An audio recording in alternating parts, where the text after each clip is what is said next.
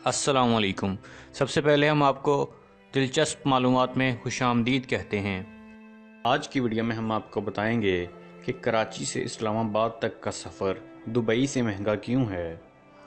पाकिस्तान में इन दिनों अगर आप कराची से लाहौर या इस्लामाबाद सफ़र करें तो इतने ही पैसों में या मामूली सी रकम ज़्यादा देकर पेरिस, बार्सिलोना, कोलालमपुर, दुबई, खलीजी ममालिक या बैंकॉक वगैरह का सफ़र बआसानी कर सकते हैं। बल्कि कुछ मुकामात पर तो रकम सैर सपाटे और शॉपिंग के लिए भी बचाई जा सकती है। ऐसा क्यों है कि इस वक्त 2 घंटे की परवाज़ का किराया इतना ज़्यादा हो गया है कि वो बैनुल अक़वामी सफ़र से भी महंगा है। गुज़श्ता कुछ अरसे से सोशल मीडिया पर इस बारे में बात की जा रही है और लोग ये दावे भी करते दिखाई दे रहे हैं कि इन्हें इस्लामाबाद से कराची के लिए 2 तरफ़ा किराया 40 से 65 हज़ार रुपये तक बताया गया है। इस होशरुबा किराए के बारे में पोस्ट का तकाबुल लोग बैरून मुल्क सफ़र के लिए गैर मुल्की फ़ज़ाई कंपनियों को अदा किए जाने वाले टिकट से करते दिखाई देते हैं। और जहां कोई इतने किराए में लंदन जाने की बात कर रहा है तो किसी को मशरक़ बईद में गुजारी गई अपनी छुट्टियां याद आ रही हैं।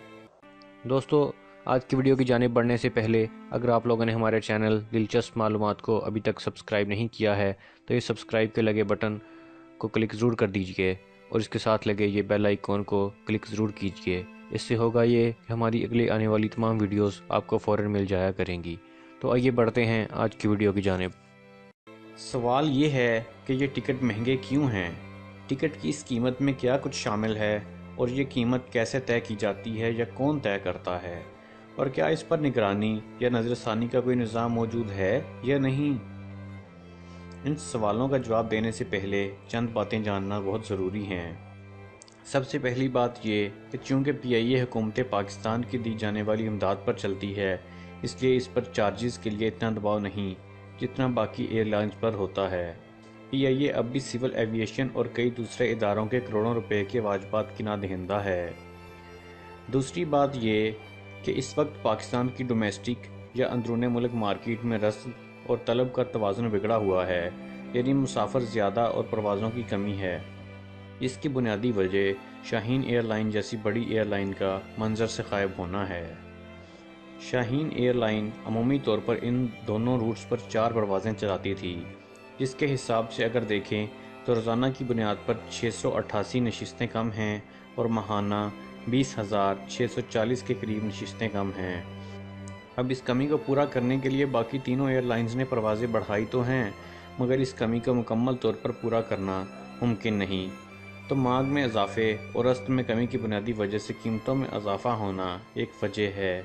तीसरी बात ये समझनी ज़रूरी है कि एयरलाइंस का बुकिंग का निज़ाम इस तरह बना हुआ है कि जूँ जूँ परवाज़ का दिन करीब आता है टिकट महंगा होता जाता है, और अगर आप आज या कल की टिकट ख़रीदेंगे तो इसकी कीमत 60,000 से ज़्यादा होगी, मगर चंद दिन बाद यानी 22 या 23 मार्च की अगर आप टिकट ख़रीदते हैं तो इसकी कीमत 40,000 के लगभग होगी, और अगर आप अप्रैल में टिकट ख़रीदते हैं तो इसकी कीमत 26 से 30,000 के दरमियान होगी।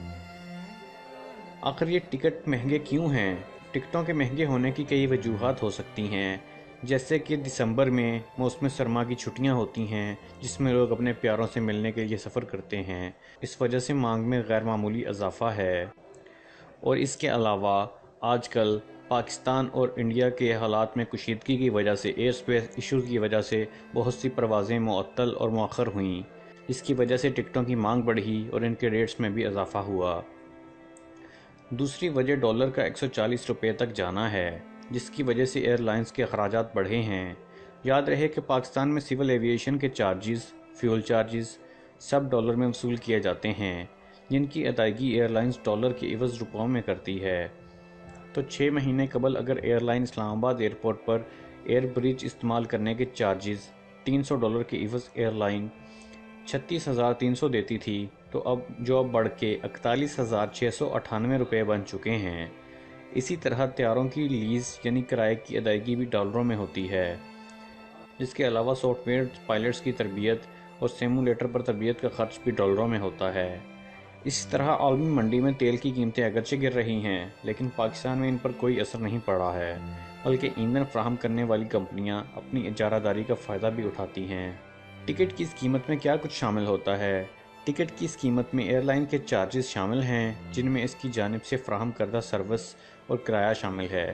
اس کے علاوہ کئی قسم کے ٹیکسز بھی شامل ہوتے ہیں۔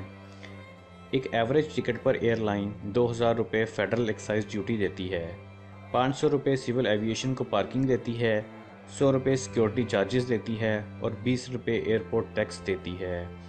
اس سب کے دینے کے بعد ٹکٹ کی کل قیمت پر ایئر لائن ایڈوانس ٹیکس اکٹھا کر کے حکومت کو ادا کرتی ہے۔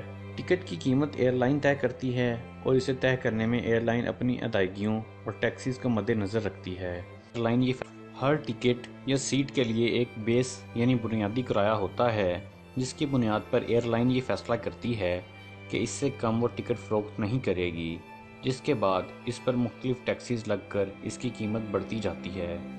اور کیا اس پر نگرانی یا نظر ثانی کا کوئی نظام موجود ہے بھی یا نہیں؟ اس بارے میں نگرانی کرنے کا ادارہ پاکستان سول ایویشن اتھارٹی ہے، مگر چونکہ CAA اس سارے معاملے میں خود فریق تو وہ یا تو بیوپاری یا سروس پرووائیڈر کا کردار ادا کر سکتا ہے یا نگران کا، مگر پاکستان میں دونوں معاملات گڑبڑ ہو جاتے ہیں۔ سول ایویشن پر نگرانی کا کوئی مؤثر نظام موجود نہیں ہے۔ خواتین حضرات، امید کرتا ہوں کہ آپ کو ہماری یہ انفارمیٹیو ویڈیو پسند آئی ہوگی۔ اگر ابھی تک آپ لوگوں نے ہمارے چینل دلچسپ معلومات کو سبسکرائب نہیں کیا ہے تو سبسکرائب ضرور کر لیجئے اور ہماری ویڈیوز کو لائک، کومنٹ اور شیئر بھی ضرور کیجئے۔ اگلی ویڈیو تک کے لیے خدا حافظ۔